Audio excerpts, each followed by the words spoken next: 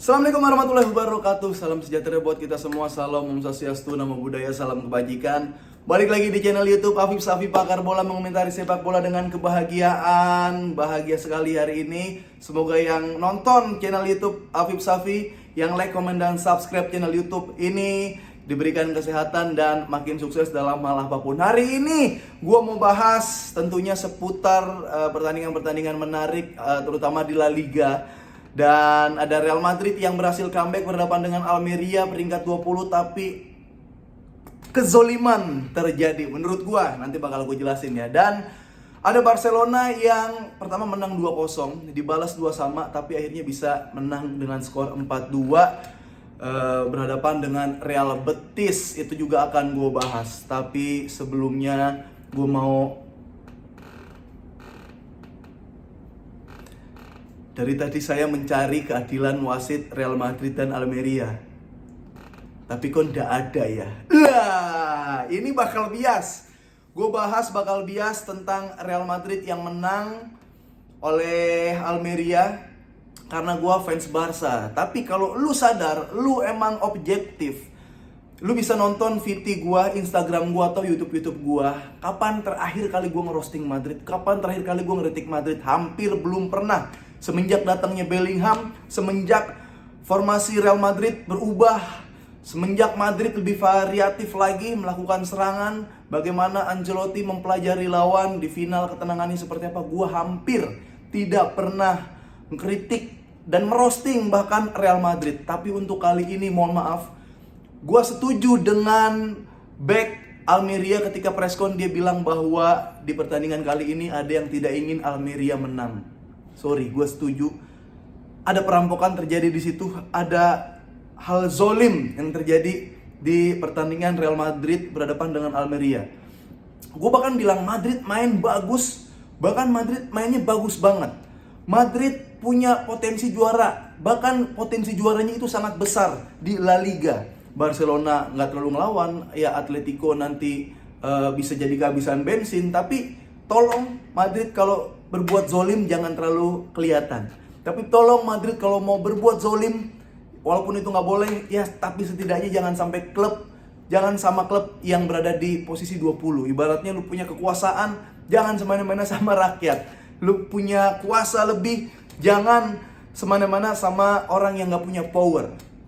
Oke, kita bahas pertandingan. Ya seru, Madrid ya luar biasa seperti biasa, tapi Almeria ini juga luar biasa. Defense compact-nya jadi, counter attack-nya juga bagus. Dan kita langsung mulai di gol ketiga Almeria yang dianulir, yang seumpama gol itu terjadi, itu kill the game menurut gua. Selesai itu Madrid. Tapi apa yang terjadi? Gini, ini ada kontradiktif sebenarnya. Kalau lu ingat gol dari Irak ke gawang Indonesia, itu kan ada berbau offside, tapi karena jarak offside dan jarak cetak gol itu agak lumayan cukup jauh, dan abis kejadian perkara ini tidak langsung ada gol, itu akhirnya nggak jadi offside. Karena apa ya, setelah offside terjadi itu nggak langsung gol, ada scrimmage dulu, ada muter-muter dulu, ada orang yang seperti itu masih terus advance. Karena kalau itu gol bisa jadi dianulir karena offside. Sementara yang terjadi di Almeria, ada insiden yang bukan lagi di tengah kotak, tengah lapangan, tapi seperempat lapangan, yang dimana itu area Almeria. Ada perebutan bola terjadi, Bellingham terjatuh, serangan balik terjadi, dioper ke kiri, ada cutback, dan akhirnya diciptakanlah gol. Sempat ditiup gol, tapi akhirnya dicek VAR, gol itu dianulir. Beda hal kan sama yang offside tadi. Kalau offside tadi itu tetap offside. Padahal kalau mau pakai aturan advance, seumpama itu gol ataupun itu tidak gol, tapi kalau ini di VAR ada aneh-aneh, ya bisa dikasih kartu, tapi bola tetap bergulir, tetap play on. Tapi ini yang terjadi ketika udah jauh jaraknya ditempuh, akhirnya melakukan serangan, ada sempat crossing dulu gitu, akhirnya tercipta gol. Itu jaraknya jauh dengan insiden pelanggaran. Yang diambil adalah pelanggarannya, padahal bisa advance dan terus bisa ini gol tetap terjadi, pemainnya kartu kuning. Seumpama itu nggak gol pun, dicek VAR, pemain ini bisa tetap dikartu kalau mau menghukum. Tapi this is La Liga. Lagi-lagi silakan lu mau bilang ini sering rampok, ini sering rampok, itu sering rampok. Yang terjadi seperti itu. Ada lagi masalah angle lagi nih. Vini handsball apa enggak? Ya kita semua mungkin sepakat bahwa selagi masih ada baju ini bahu. Tapi ketika udah ada lengan itu handsball. Nah, VAR ini tuh banyak opsi dan banyak angle. Kenapa keputusan terakhir wasit adalah mengambil angle yang jauh, angle yang samar antara bahu dan lengan. Padahal bisa lagi lebih dekat lagi di zoom, padahal bisa lagi lebih pas posisinya. Dan ya gue setuju dengan back. Ya gue ngomong kayak gini, gue fans Barcelona, Leo lu bisa ngomong gitu, ya gue terima-terima aja. Tapi ada seorang pemain, ada seorang back yang terjun langsung di lapangan, dia mengatakan seperti itu, dan gue setuju sama itu, boleh-boleh aja. Dan ya akhirnya kill Madrid comeback dengan di waktu menit 99, ini tambahan waktu 11 menit juga karena banyak VAR, karena banyak mengulur waktu.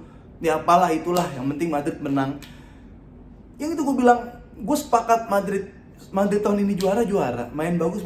Cuma kalau udah kayak gini, jangan sampai ketahuan, jangan sampai rame, lebih halus, lebih smooth lagi, nggak apa-apa. Gue kalau jadi fans Madrid juga gue ngakuin ini kemenangan ini aneh, gue akuin. Jadi ya seperti inilah kualitas La Liga, kualitas wasit-wasit La Liga juga banyak keputusan-keputusan aneh.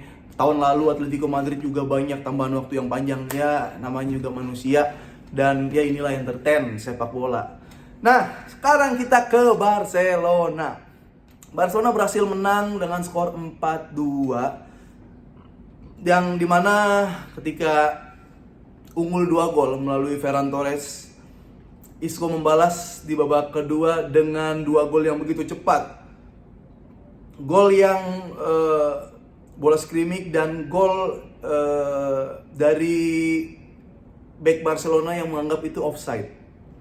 Kalau dari pemain Barcelona ini gue apresiasi Kurbasi ini 16 tahun. Ya udah 16 tahun, kakinya belum, tulang-tulangnya belum terbentuk, struktur orang-orang dewasa. Tapi untuk secara permainan, skill dan kualitas dia cukup bagus.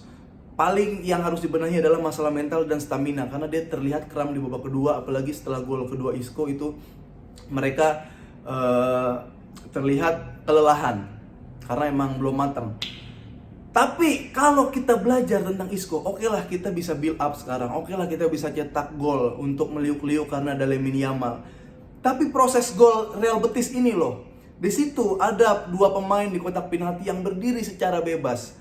Mungkin ya pertahanan Barcelona emang terlalu jelek, mungkin Xavi menginstruksikan atau enggak di saat latihan. Tapi untuk membebaskan 2 pemain di area kotak penalti itu nggak masuk akal buat sebuah tim. Gue bahkan curiga emang nggak diajarin bertahan Barcelona. Nabil Fekir dan Isco, ini Isco legenda La Liga, Fekir juga pemain veteran La Liga, kok bisa berdiri bebas di situ? Dan ya itu yang harus dibenahi lagi Barcelona, kesadaran untuk bertahan. Ya, jadi konsentrasi untuk defense itu sangat penting. Apalagi ya ini Real Betis, lu belum ketemu ntar Napoli atau ketemu yang aneh-aneh lagi, lebih bagus lagi dari Napoli. Nggak bisa lu jadi lumbung gol doang. Gue cukup seneng Sergio Roberto nggak main, nggak ada passing back pass ke belakang, passing progresif terus dilakukan oleh Frenkie dan Gundo. Ya walaupun kadang gue ngeliat mikir, ini Frenkie sama Gundo gimana sih? Lu mau dempet kah? Lu mau bikin segitiga kah? Lu mau bikin koordinasi antar lini bisa terlihat satu sama lain? Masih agak kurang klop gue ngeliat De Jong dan Gundogan. Tapi ini dia nih, permasalahannya adalah ketika Barcelona dikejar 2-2, Barcelona agak susah membuat peluang. Lewandowski nggak kelihatan. Tapi dipikir-pikir lagi, Lewandowski nggak kelihatan kenapa? Karena nggak ada yang ngumpan. Striker cetak gol, nggak bisa cetak gol kenapa? Karena dia nggak punya peluang. Xavi berpikir bukan gimana caranya bikin peluang, gimana caranya nge-create kesempatan untuk striker. Di situ baru kita bisa nilai striker bisa golin apa enggak. Bukan itu yang dilakukan Xavi. Tapi yang dilakukan adalah mengganti Lewandowski-nya. Bukan cara buat Lewandowski mendapatkan peluang. Diganti Vitor Roque yang nggak pengaruh apa-apa juga. Secara analogi gue pikir kayak ada TV yang belum rusak. TV belum rusak masih bisa nyala, ya. Dan ada remote untuk nyalain TV. Remote-nya rusak, jadi nggak bisa nyalain TV.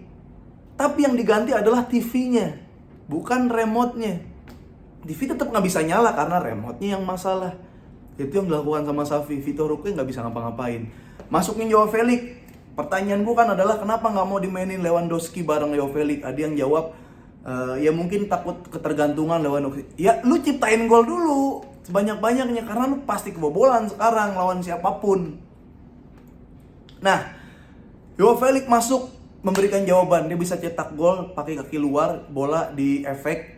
Dan gue biasa aja dengan gol Joao Felix di Barcelona, karena sebenarnya kualitas Barcelona ya seperti itu.